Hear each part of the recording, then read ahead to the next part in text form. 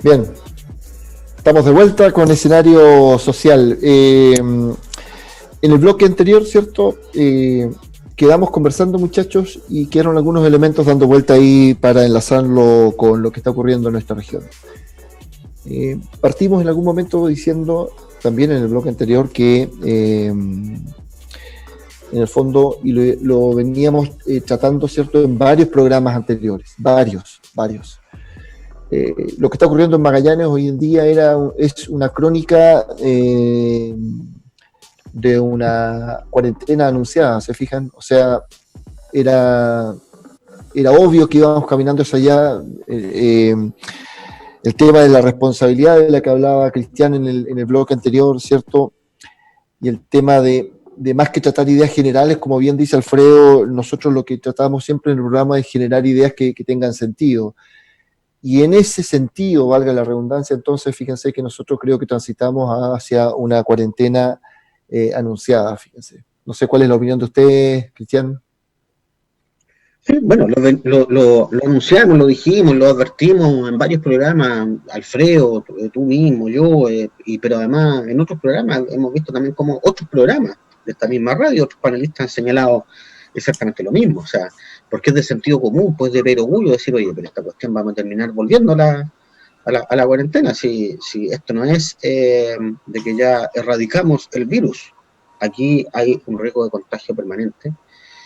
Y el problema es que si se sigue funcionando como que nada pasara, vamos a caer nuevamente en contagios y en situaciones como la que estamos. O sea, y la gente, insisto, hay factores de irresponsabilidad, ¿cierto? Falta de civilidad, también, pero también por otro lado hay un descontrol y hay medidas bien imbéciles, por así decirlo.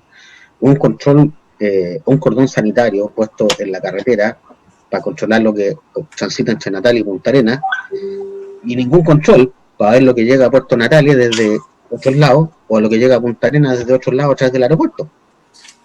Entonces, me parece que es medio, no sé, chabacano, por así decirlo, medio absurdo en realidad. Se trata de hacer algo por cumplir.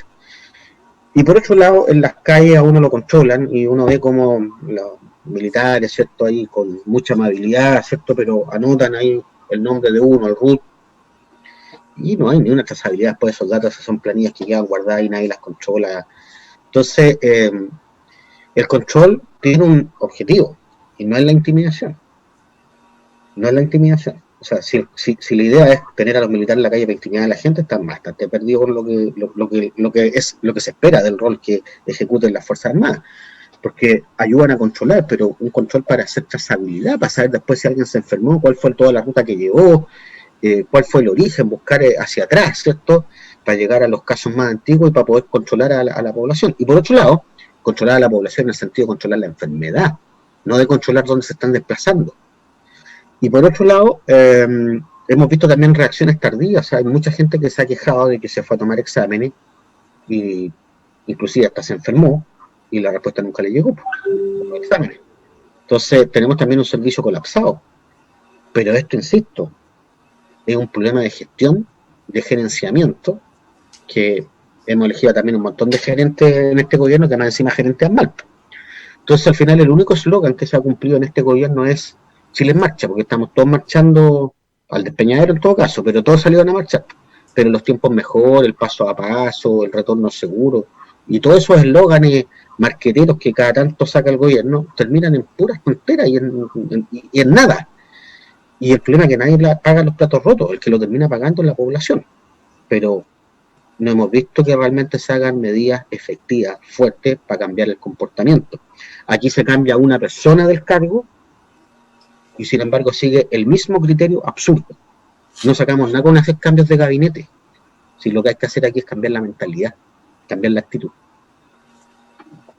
Claro, y la pregunta que subyace a lo que tú dices, Cristian, es cómo logramos efectivamente hacer ese cambio cualitativo que probablemente inclusive tiene que ver con un cambio cultural, y todos los cambios culturales son de largo plazo. O sea, no, pensando en lo que estamos viviendo y cómo se está desarrollando la pandemia, los especialistas dicen que este rebrote en Magallanes que ha generado esta nueva cuarentena, ¿cierto?, va a ser más violento que lo que ocurrió en marzo o abril, ¿se fijan? Es de esperar que efectivamente la cantidad de fallecidos no sea la misma, porque algo tendremos que haber aprendido, ¿cierto?, de lo que se vivió en marzo y abril. Entonces, principalmente con la desinformación. Ahora que ya Pero estamos... además tenía un sector médico de salud que ya está agotado, colapsado, Agotado, porque sin ya duda. tuvo un desgaste fuerte, apenas tuvo una pausa y lo hace de nuevo volver a desgastarse en una cuestión que se podía haber evitado. Hacia allá voy, porque precisamente la pregunta es, eh, si desde la gestión se está haciendo algo solamente por cumplir, entonces imagínense este equipo de profesionales que efectivamente de médicos, de enfermeras, de técnicos, de auxiliares que trabajan en función del área de la salud, ¿cierto? Observan de que por una parte existe irresponsabilidad social, que las medidas de control desde el punto de vista social inclusive y evidentemente desde la autoridad no funcionan, entonces el esfuerzo que se está haciendo en algunos casos sobrehumano es como un barco que transita, a propósito del concepto de Alfredo en el primer bloque, sin destino porque el esfuerzo se sigue generando, el personal ya está muy, muy cansado, muy agotado, y sin embargo se entiende que este rebrote va a ser un poco más violento que lo que ocurrió en marzo. Con un poco más de información quizás, a propósito cómo salimos de lo que ocurrió anteriormente, pero hay que esperar entonces ahora cómo se desenvuelve, ¿cierto? Cómo se comporta, no cómo se comporta, sino que cómo afecta, ¿cierto?, el desempeño de las camas UCI en la región, que no son tantas. En fin, Alfredo, te dejo ahí entonces ahí el espacio para seguir conversando. Bueno, en primer lugar, no se trata de que nosotros hayamos actuado como una suerte de pitonizos, pero la verdad las cosas que en algunos programas hablamos acerca de esta posibilidad de una nueva cuarentena. Y yo creo que, bueno, era como algo anunciado. Creo que aquí hay una falla, digamos, ciudadana, hay una falta de civismo. También yo creo que falta un poco más de control de parte de la autoridad, de un control efectivo. Como bien dice Cristian, esto de anotar en un registro cuando te paran en la calle militares que muy amablemente y te piden tu número de carnet, etcétera. Pues, la verdad es que yo no sé cuál es el destino de ese control, pero la trazabilidad no se está haciendo. El tema del aeropuerto es un tema, digamos, consabido de que sigue llegando gente. Vuelvo a decir que no estoy en contra de la migración de trabajadores que vengan de otras regiones a trabajar a Magallanes, pero quizás no al momento y hay que ponerle un cierto coto a esa situación.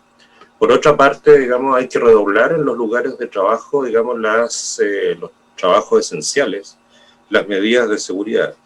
Pero lo que a mí me parece más clave es que la autoridad tiene que hacer una gran campaña, si queremos ponerle un nombre, para tratar de moldear o modificar ciertas conductas sociales que están tan acendradas, como el no uso de mascarilla o el uso correcto de mascarilla, padres con hijos paseando en bicicleta, digamos, bicicletas de alta gama, sin usar mascarilla. Entonces, por favor, ahí tenemos un tema. Gente que está ansiosa por subir a esquiar al Cerro Mirador y se coloca de acuerdo a través de las redes sociales. Entonces, ahí tenemos otro tema. Fiestas que se desarrollan. Funcionarios de un policlínico municipal que asisten a fiestas, digamos. Eso sí que ya lo encuentro una irresponsabilidad. Primero, porque son funcionarios de la salud. Segundo, porque ellos pueden no solamente contagiar a sus familiares, ya hay una tremenda responsabilidad, sino que a todo el público, a todo el universo objetivo que ellos atienden, que normalmente es gente de la tercera edad. Entonces yo creo que ahí estamos ante una irresponsabilidad total. Me parece que el señor alcalde está haciendo una investigación, etcétera, pero ahí yo sería de la opinión de ser durísimo con respecto, digamos, a la actitud que han tenido esos funcionarios. Tengo entendido hasta que la plana directiva del famoso policlínico Damianovich, si no me equivoco, está, digamos, complicada por esta situación, digamos, o está enferma o son portadores. Entonces y producto de una reunión social. O sea, esto yo no estoy hablando aquí porque yo esté inventando cosas, sino que una persona que trabaja ahí, que obviamente pidió confidencialidad, como sabe que nosotros tenemos este programa y podemos tener una cierta, entre comillas, libertad de opinión, o no tenemos mucho que rendir cuenta a esta altura de la vida. La verdad, las cosas que, bueno, se sienten, digamos, como desolados, porque la mayor parte, digamos, una buena parte de ese centro de trabajo de salud, digamos, gente que asistió a reuniones sociales y generó esta situación problemática que hay hoy día con respecto a ese centro de salud. Entonces yo creo que actitudes como esa poco ayudan. Entonces yo creo que aquí hay que redoblar la campaña, y también es un problema o es un tema de responsabilidad de nosotros mismos como ciudadanos. Decirle a la persona, cuando una persona se acerca demasiado, señor, mantenga la distancia, señora, mantenga la distancia, señor, colóquese la mascarilla. Hay gente que se enoja y hay gente que reacciona violentamente, entonces ahí estamos ante una falta de civismo total. Pero aquí hay muchas responsabilidades, ¿no? La autoridad que tiene la mayor responsabilidad es la autoridad, lastimosamente es así. Cuando uno tiene un cargo de autoridad tiene la mayor responsabilidad. Posteriormente vienen las personas a quien la autoridad le delega esa autoridad, que pueden ser los centros de salud, etcétera. Y por supuesto los ciudadanos, digamos, que conforman la sociedad, que tienen que también tener una responsabilidad. No hace falta que estén sancionando, que le estén diciendo que tal cosa no se hace para poder cumplirlo. No todo se soluciona con leyes, sino se soluciona con un cambio de actitud también personal. Sí, desde el punto de vista del control, amigos, yo creo que efectivamente podemos estar conversando harto rato respecto de las fallas, a lo mejor en la gestión, del control. Y una cosa, Manuel, perdón si te interrumpo, yo creo que también dados los problemas que estamos viviendo, yo creo que tenemos que ser activamente participativos en la crítica, y la autoridad tiene que ser capaz de recibir la crítica. Estamos hablando de una crítica bien intencionada, etcétera, una crítica que se pregunte, que cuestione cómo estamos haciendo o cómo se están tomando ciertas medidas. La autoridad no tiene por qué molestarse, tiene que responder a eso. Si la autoridad tiene que responder, digamos, a la comunidad que la eligió, a la comunidad que representa, digamos. Entonces yo no creo que la autoridad tenga que molestarse, porque vi algunas situaciones, noticias, comentarios de que ciertas autoridades se molestan cuando les cuestionan o les preguntan acerca de algo. O sea, eso es lo más normal en cualquier democracia. Tolerancia activa, como desarrollamos en algún programa, ¿cierto? A propósito de entrar en estos espacios de comunicación, de diálogo, de conversación, y no resignarse a propósito de la tolerancia pasiva, esa permanente resignación a ir señalando, ¿cierto?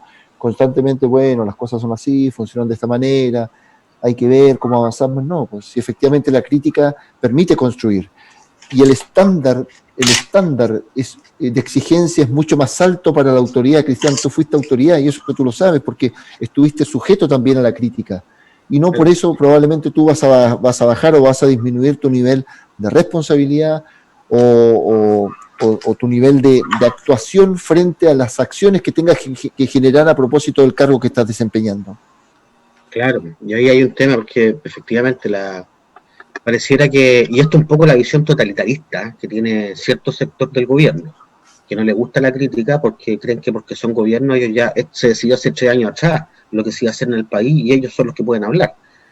Lo hemos visto inclusive en la actitud del segundo intendente que tuvimos en este gobierno, que tenía una actitud de que nosotros somos gobierno ahora y prácticamente nadie más podía opinar.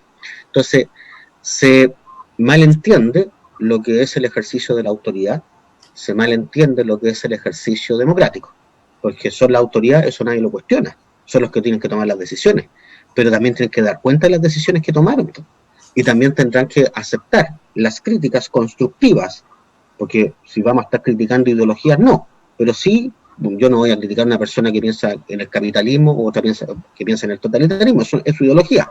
Alguien podrá ser ateo, otro podrá ser un cristiano acérrimo, está bien, pero son ideologías.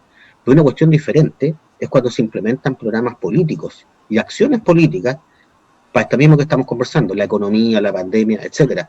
Ahí yo puedo generar mis críticas, pero una crítica respecto, no lo que piense la persona, una crítica respecto de cómo está implementando los planes, los programas, ¿cierto? Finalmente las acciones.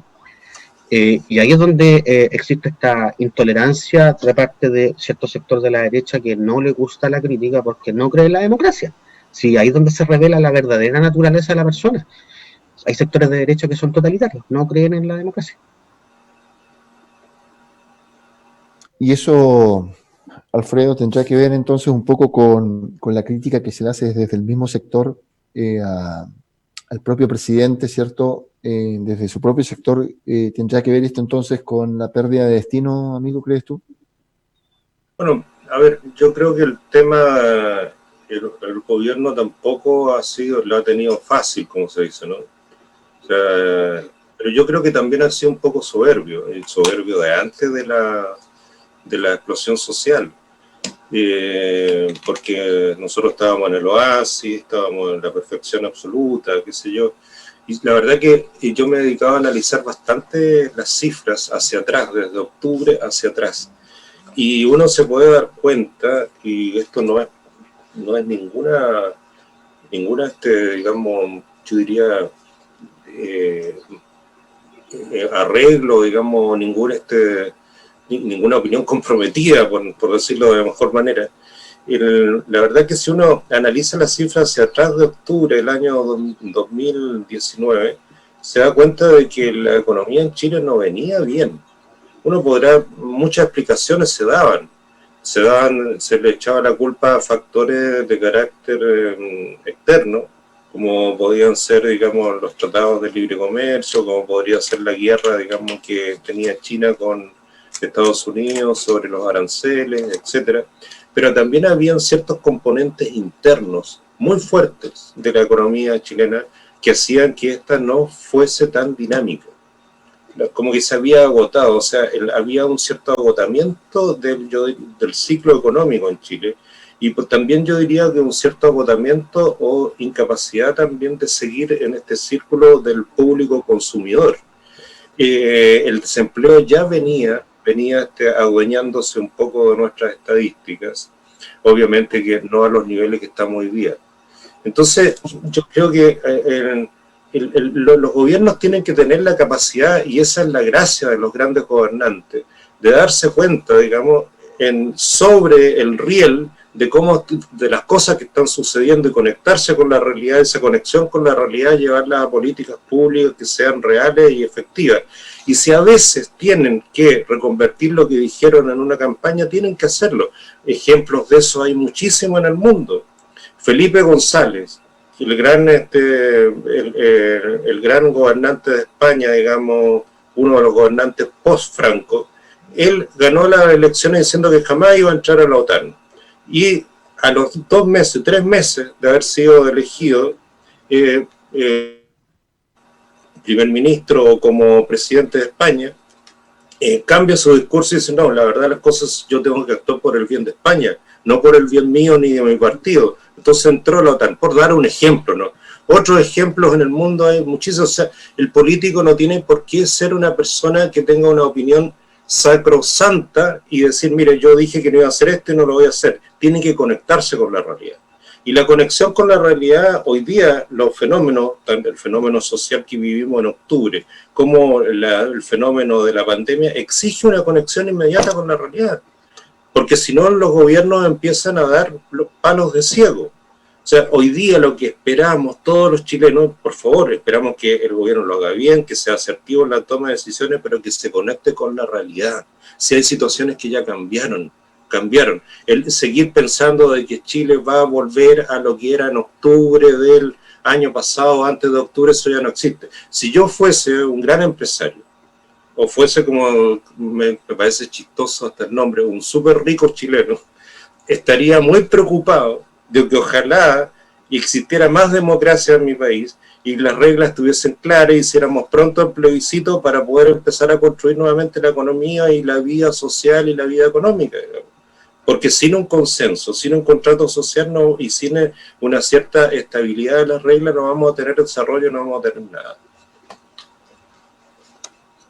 Y qué interesante el concepto de la conexión, fíjate. La conexión con la realidad necesariamente apunta a vincular, ¿cierto? A vincularse con la conexión que tiene que ver con las verdaderas necesidades sociales, ¿ya? Y cuando hemos hablado del congelamiento de la economía, fundamentalmente hay ahí, ¿cierto? Hay ahí en ese espacio económico de permanente endeudamiento social, ¿cierto? Hay ahí una realidad que supera cualquier ficción, porque es cosa de preguntarles. Yo desafortunadamente no tengo en este minuto el dato,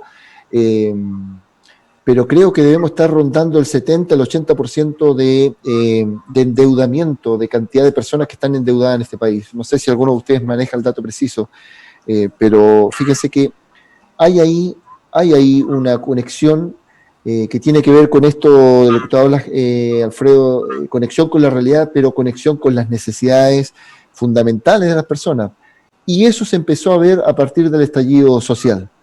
Y luego, evidentemente, la pandemia, que es un fenómeno que atraviesa la sociedad a nivel mundial, evidentemente que vino a agravar algo que en Chile venía creciendo, venía aumentando y que generó definitivamente lo que fue, tal como dijimos en algún programa, este despertar de la sociedad, ¿cierto? Este terminar con esta tolerancia pasiva, de resignarse a creer de que efectivamente esta conexión, esta desconexión que había entre lo que nosotros elegíamos como representantes y los verdaderos intereses probablemente de estos representantes no se conectaba con esta realidad social. Nos queda poco tiempo. Cristian, Alfredo, les dejo espacio nuevamente para que podamos cerrar lo que es este bloque del programa. Sí, solo para reforzar el elemento este de la conexión con la realidad, yo quiero recordar que el año 2013, cuando fue la anterior campaña, la presidenta, en esa época, candidata Bachelet, hizo un programa de gobierno que tenía 56 medidas y descansaba en 4 ejes emblemáticos. Uno de esos ejes era el cambio constitucional, el proceso constituyente. Otro era la reforma tributaria para entregar, tercer eje, gratuidad en la educación, y también teníamos una reforma laboral. ¿Por qué nos enfocamos en esto? Porque justamente ya en esa época habían indicios de un desgaste social y de una demanda para terminar con estas tremendas desigualdades, porque la gente tenía que gastar por todo. Las familias estaban hechas pelota, ¿cierto? Porque tenían que estar pagando universidades con 2, 3 hijos y esta cuestión una deuda y una mochilada tremenda. Por eso se implementó este tema de la gratuidad de la educación y para eso se necesitaba mayor recaudación tributaria. Luego también habían varias cuestiones que tienen que ver con el tema laboral, porque por mucho que la gente tenga empleo no significa que tenga un buen sueldo o que tenga un empleo de calidad. Y hay mucha gente también que contrata, que trabaja honorario o subcontratada. Por lo tanto, se armó todo este tema. Y por último, aquello de la Constitución, que era fundamental. Entonces, cuando en octubre dicen que hubo un estallido social, es porque el gobierno de Piñera se fue en el sentido contrario para donde la sociedad quería ir. Él tensionó el sistema.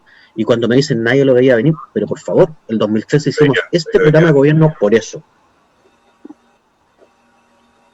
Alfredo, te escuchamos. Bueno, esto de que nadie lo veía venir, eso no es real, porque hubo intelectuales de diversos sectores que hablaron acerca del agotamiento del sistema chileno, el agotamiento del ciclo económico, el agotamiento también de la estructura política e institucional que no estaba respondiendo a las nuevas realidades, a las nuevas generaciones, etcétera. El sistema previsional, para qué hablar, el sistema que tiene que ver con ciertos temas de equidad profunda dentro de la reglamentación o dentro de las leyes previsionales, como puede ser la previsión de las Fuerzas Armadas, etcétera. Entonces había un popurrí de temas que estaba circundando desde hace mucho tiempo. Y durante mucho tiempo en Chile se dijo, cuando se hablaba del tema constitucional, que hay intelectuales que constitucionalistas que vienen tocando este tema desde el año 2005. Cuando se hace la gran modificación y se dice que la Constitución ahora es más democrática porque primero se sacaron algunos enclaves autoritarios como podrían ser los senadores designados y se podía remover por parte del presidente de la República los comandantes en jefe de la Fuerza Armada. Esos fueron los grandes cambios que se hicieron, no más que eso. Entonces la verdad las cosas que de ahí se empezó a hablar, pero cada vez que se tocaba este tema y después se tocó, digamos, bastante, digamos, yo diría, en el gobierno de la presidenta Bachelet, independientemente que a uno le pueda gustar más, menos la señora Bachelet, pero se tocó mucho el tema ahí, se organizaron comités, participación ciudadana, etcétera. Mucha gente, incluso en términos bastante groseros, decía, no, si este no es un tema, ¿a quién le interesa? Resulta que le interesaba a mucha gente, y le sigue interesando a mucha gente. Y posteriormente, también a la explosión social del 19, o sea, del año 2019, en octubre, gente que seguía insistiendo, pero si el tema constitucional no es importante, pero si por Dios, ¿qué es lo que es importante? Entonces, si se nos está cayendo un poquito a pedazos el país, entonces si no es importante el tema constitucional, ¿qué es lo que es importante? Si ahí está el entramado de todo. Entonces yo vuelvo a decir, o sea, aquí no se trata de ser de izquierda, yo creo que esa catalogación de izquierda o de derecha es muy pobretona, digamos. Yo creo que hay que tener un poco de conciencia de lo que pasa en la sociedad para darse cuenta de que el tema constitucional es muy importante. Particularmente yo no tengo ideas de izquierda, pero la verdad que el tema constitucional es el gran entramado que este país necesita de una vez por todas para organizarse y para ponernos de acuerdo. Y esto que estoy diciendo yo no es que yo esté descubriendo la pólvora, hay mucha gente, intelectualidad, empresarios, notables empresarios, algunos que incluso participan en la SOFOFA, que han dicho que esto es importante. Bien, es un Alfredo. Tema diametralmente importante que nosotros nos pongamos de acuerdo en un nuevo pacto social o en una constitución. Así es, amigos, se nos acabó el tiempo, ha sido nuevamente un programa notable, ¿cierto? Probablemente en conversación, en diálogo. Esto ha sido Escenario Social, la edición del programa de hoy. Un abrazo a toda nuestra comunidad, un abrazo Alfredo, un abrazo Cristian, Cristóbal, gracias a Radio Polar que hace posible, ¿cierto?, que nosotros podamos salir al aire. Nos vemos en la próxima edición de Escenario Social. Saludos. Adiós, un abrazo a todos. Nos vemos. Polar Comunicaciones, radio, televisión e internet presentó Escenario Social, un espacio para el diálogo ciudadano. Conduce Manuel Águila.